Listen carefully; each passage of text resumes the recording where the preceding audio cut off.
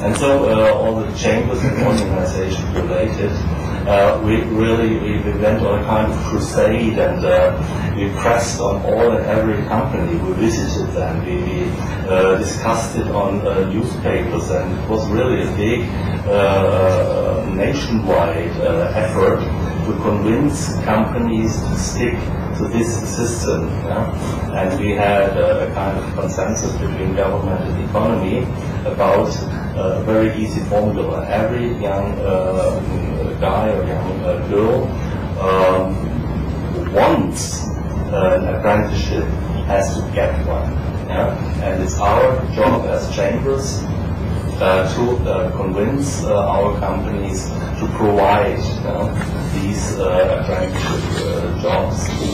Meanwhile, the crisis is over because we meet the next crisis. In former times we had too many young people. Now we have the peak in our democracy and our demographic development. And now the number of young people is going down. So the other way, the fight will be now the other way around. That we have to find young people to fill them into this basically excellent system. But you see, it's not that people just like this because it is good. You also have to convince them.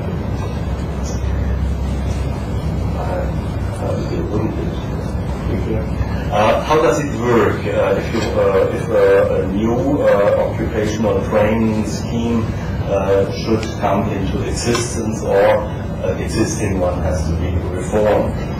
Basic principle is that there is a very close cooperation between employers and the organization of the employees, the unions, and the federal states. There are 16 federal states in Germany are as well integrated in this process. I will go into details in a second. And also the nationwide level. These four elements work together to define demand and to cast it in a legal framework. This is organized by the Ministry of Economic Affairs and strongly supported by the Federal Institute for Vocational Education and Training. On this organization I will give you some details later on. And it is executed in the daily basis by the chambers and the vocational training schools. I just decided for this screen to give you some details.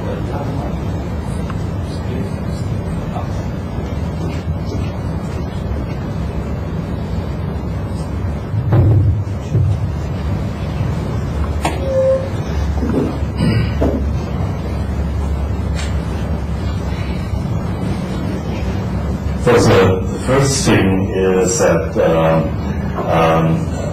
a need for a new profession has to be identified. And no one can do that better than the people very close to business. And so the chambers and certain associations, they are contacted by their members. Maybe I give you just an example from my chamber's district. One of the vice presidents of our chamber, he is a very large furniture commerciant. He has 3 or 4 very, very large shops where he sells the furniture.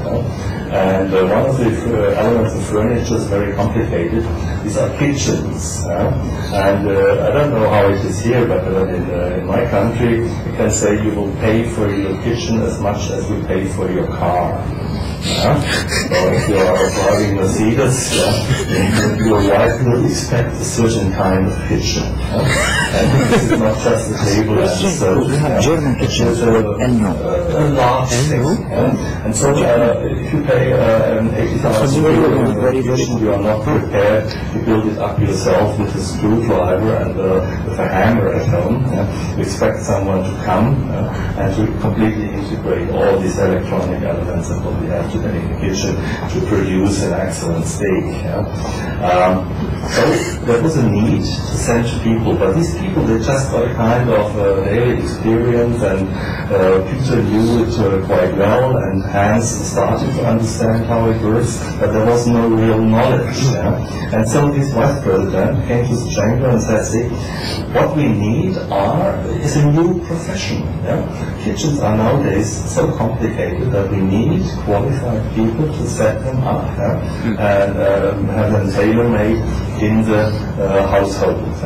And so we underwent with this profession the whole process, but just to give you an idea how it comes that chambers identify needs for a new occupation. And they will have a formalized preliminary talk at the Ministry of Economics, just arguing that this is necessary. We already have discussed it with several people, and believe us, this is really a thing we should have. And the Ministry of Economics will look for a consent with the employers' associations and with the unions. They will discuss, okay, there are some guys in Bochum that think we need a specialized and qualified screwdriver kitchen specialist. What do you think about that? Of course, we already discussed it with them. They already know that they will find it important. This is what's going behind the curtain. And there will be a tuning with the Ministry of Education, who will have to set up later on the detailed plans for these job description.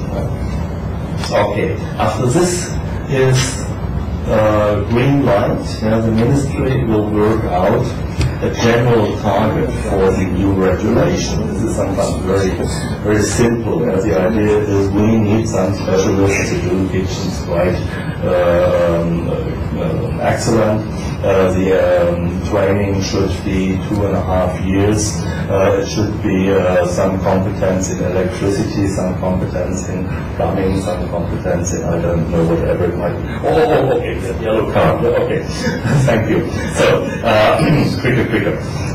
So after this is ready, this will be given to the Federal Institute for Vocational Training. I will give you some more details about that. And these guys, they will look for a consensus with the Secretary of the Standing Committee of State Ministers of Education. It sounds very complicated, and it is a kind of bureaucracy, because these guys, you know, we have 16 lenders, and education is a affair of the lenders, and so you have to harmonize whatever you do with 16 people. I don't take too much time to explain how complicated that is. Much more interesting is that the Federal Institute cooperates with experts, and these experts are nominated by the employers' organizations and the unions. So these both parties, they have certain interests. I don't detail these interests, but you can imagine that unions are not interested to get new jobs with a too wide description. They are interested to have it a little bit closer. Okay. They have work, and all this has to be done within 1 year. There is a timetable, and it's a very close, led and guided guideline to create such a new occupation. So this institute will produce, let's say, the final draft for the new regulation, and the Ministry of Economics will enact this by publishing in the Federal Law Gazette. So this indicates this will not go through Parliament, it's just enacted by the Ministry of Economy.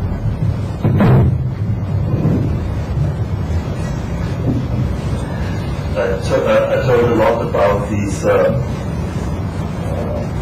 Federal Institute for Vocational Education and Training, and this is a very important institution in the framework of this system. It was founded shortly after the Berufsbildungsgesetz was enacted in 1969. It was founded in 1970, and it is the think tank for the government and the employers and the unions. They are quite, let's say, they are doing service for these three parties in formulating any draft for new regulations for occupation